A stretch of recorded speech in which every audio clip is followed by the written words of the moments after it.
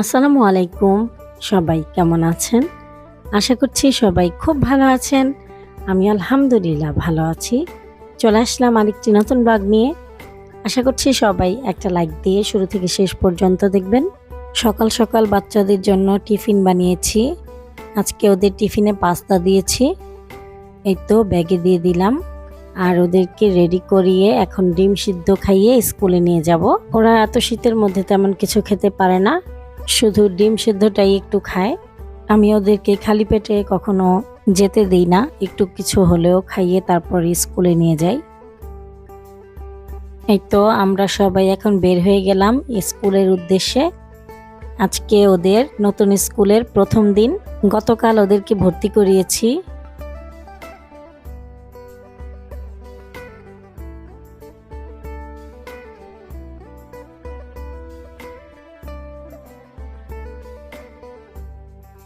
আর একটু সামনে গেলে রিক্সা নিব, এখনো রিক্সা পাচ্ছি না। এই তো আমরা চলে এসেছি স্কুলে। নতুন স্কুল তো ওরা একটু নার্ভাস ফিল করছে, তো আমি ক্লাসে গিয়ে বসিয়ে দিয়ে আসলাম। এমনিতে গার্ডিয়ান ক্লাসে যেতে দেয় না ওরা, পরে আমি বলাতে বলেছে যে আচ্ছা ঠিক আছে যান, গিয়ে দিয়ে আসেন।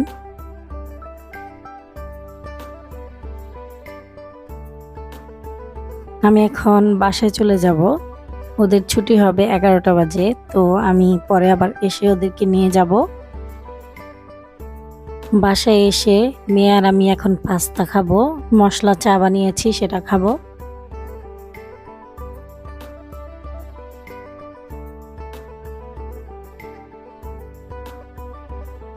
আদা রসুন কালকে রাতেই ছিলে কেটে রেখেছিলাম, তো এখন ব্লেন্ড করে নিব। নতুন গ্রাইন্ডারে আদা রসুন পেস্ট করছি। আমার আগের ব্লেন্ডারে যখন আমি আদা রসুন পেস্ট করতাম তখন একটু পানি দেওয়া লাগতো, তো এটা পানি ছাড়াই পেস্ট করছি। এটাতে কোনো পানি দেওয়া লাগে না, এমনিতেই খুব সুন্দর পেস্ট হয়ে গেছে, একদম পাটায় বাটার মতো।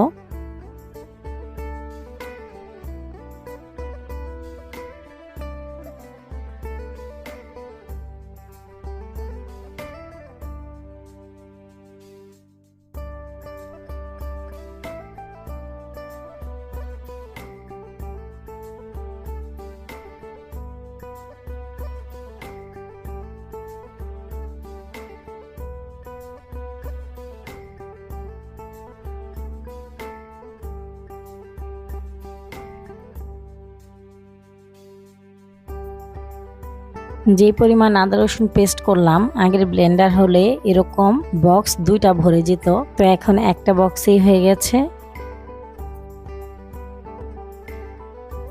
বাচ্চাদেরকে নিতে গিয়েছিলাম স্কুলে, নিয়ে চলে এসেছি। আর ইয়াসিন দেখেন কি কিনে এনেছে, ওর কাছে নাকি এই ওয়েফারটা বেশি ভালো লাগে। ওর বাবা তো আগে অনেক ওয়েফার পাঠাতো, তো আমি বললাম যে কোনটা বেশি মজা, এইটা নাকি তোমার বাবা যেটা পাঠায় ওইটা? ও বলতেছে যে এইটাই বেশি মজা। আসলে যখন যেটা সামনে পায় ওইটা কি বলে বেশি মজা। আর এখন 12টা বেজে গেছে, আমি রান্না করব। এখন সবজি ভাজি করব। সবজিগুলোকে আমি তেলের উপর দিয়ে দিলাম পেঁয়াজ, কাঁচামরিচ, হলুদের গুঁড়া, পরিমাণ মতো লবণ দিয়ে মিশিয়ে ঢেকে রাখবো সেদ্ধ হওয়ার জন্য। এই সবজিগুলো আমি সকালবেলায় কেটে ধুয়ে রেখে গিয়েছিলাম। এখানে সিম, আলু, ফুলকপি, পেঁয়াজের কলি আছে।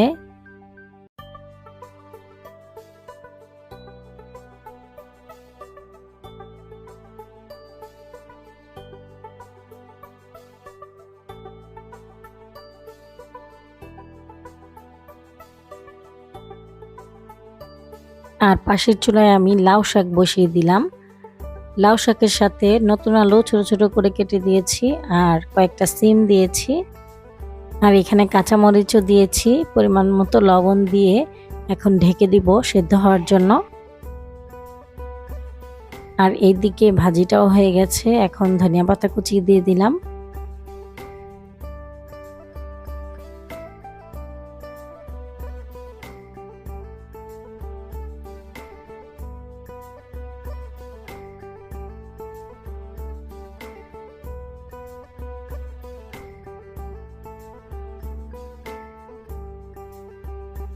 লাউ শাকের পানিটা যখন কমে আসছে তখন আমি পেঁয়াজ কুচি দিয়ে দিলাম। এখন আমি আর একটু সময় চুলায় রাখবো, পানিটা যেন পুরোপুরি শুকিয়ে যায়।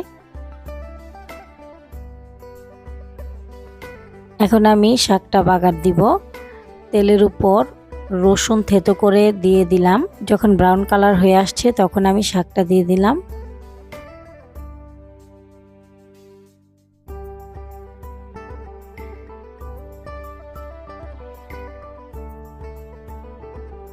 শাকটা টেস্ট করে আমি আরো কিছুটা লবণ দিয়ে দিলাম।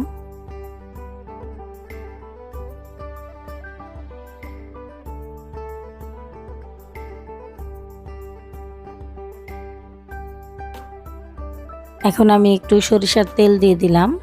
শাকটাকে এমনভাবে নাড়া দিতে হবে যেন একটার সাথে একটা লেগে না থাকে, একটু ছাড়িয়ে ছাড়িয়ে দিতে হবে। এই তো আমার শাক ভাজিটা হয়ে গেছে। এখন আমি গরুর মগজ ভুনা করব, এজন্য তেলের উপর পেঁয়াজ কুচি দিয়ে দিলাম, তেজপাতা, গোটা গরম মশলা দিয়ে দিলাম,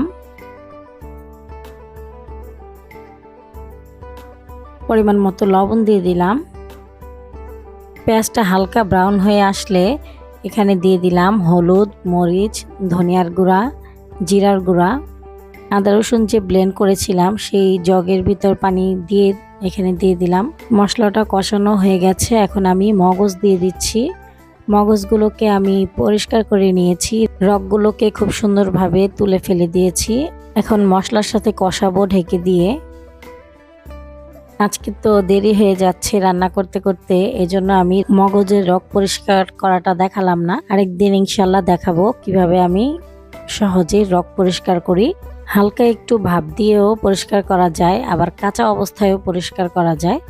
তো আজকে আমি কাঁচা অবস্থায় করেছি।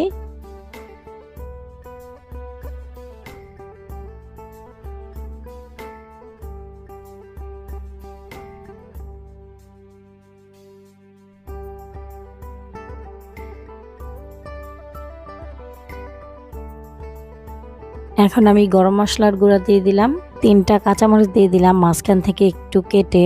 আমার তো মগজ ভুনা অনেক পছন্দ। আপনাদের কার কার কাছে মগজ ভুনা অনেক ভালো লাগে কমেন্ট করে জানাবেন।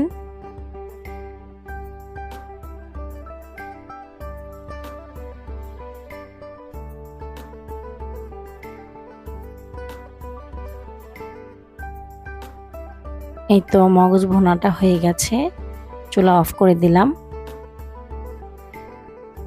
এখন আমি রুই মাছ ভেজে নিব। রুই মাছ দিয়ে সিমের বিচি আলু দিয়ে রান্না করব। আমার বাচ্চাদের কাছে এই রুই মাছটা খুব ভালো লেগেছে, এজন্য আজকে আবারও রান্না করছি। নদীর রুই মাছ তো এই জন্য খুব ভালো লেগেছে। মাছটাকে আমি হালকা করে ভেজে আরেকটা প্যানে তেল দিয়ে দিলাম পরিমাণ মতো। তারপর পেঁয়াজ কুচি দিয়ে দিলাম, স্বাদ মতো লবণ দিয়ে দিলাম।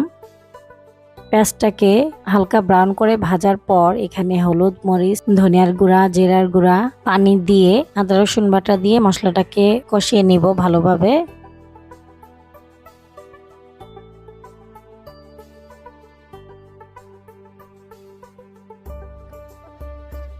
মশলাটা কষানো হয়ে গেছে, এখন আমি আলু দিয়ে দিচ্ছি।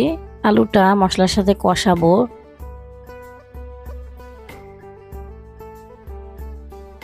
এখন সিমের বিচি দিয়ে দিচ্ছি।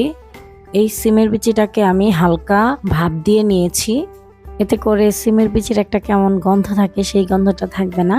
তারপর একটা বড় সাইজের টমেটো কেটে দিয়ে দিলাম।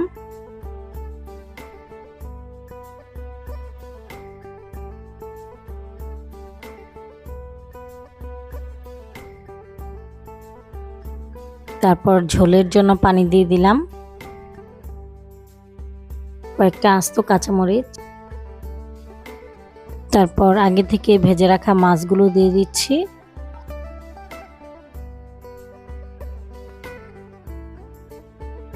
এই তো তরকারিটা হয়ে গেছে। নামানোর আগে ধনিয়া পাতা কুচি দিয়ে দিলাম। আজকে একটু বেশি পরিমাণে রান্না করেছি, 2 দিন তো রান্না করবই না। যে শীত পড়েছে আর রান্না বান্না করব না, শুধু রাইস কুকারে ভাত রান্না করব। আজকের মতো রান্না বান্না শেষ। বাচ্চাদেরকে খাবার খাইয়ে দিয়েছি, এখন আরবি পড়তে যাচ্ছে ওরা।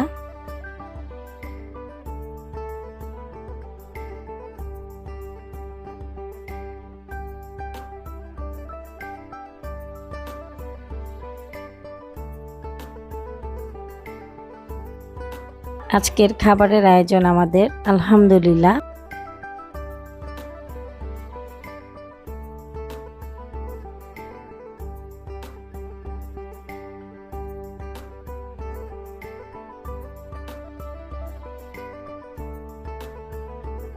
ভিডিওটি ভালো লাগলে প্লিজ একটি লাইক দিবেন। ভিডিও সংক্রান্ত কোনো মতামত থাকলে কমেন্টের মাধ্যমে জানাতে পারেন। এখন পর্যন্ত যারা আমার চ্যানেলটি সাবস্ক্রাইব করেননি তারা প্লিজ আমার চ্যানেলটি সাবস্ক্রাইব করবেন, আর ফেসবুক থেকে দেখে থাকলে আমার ফেসবুক পেজটা ফলো করবেন প্লিজ। আজকের মতো ভিডিওটি এ পর্যন্তই। আবার চলে আসব নতুন একটি ব্লগ নিয়ে। সে পর্যন্ত সবাই ভালো থাকবেন, সুস্থ থাকবেন। আল্লাহ হাফেজ।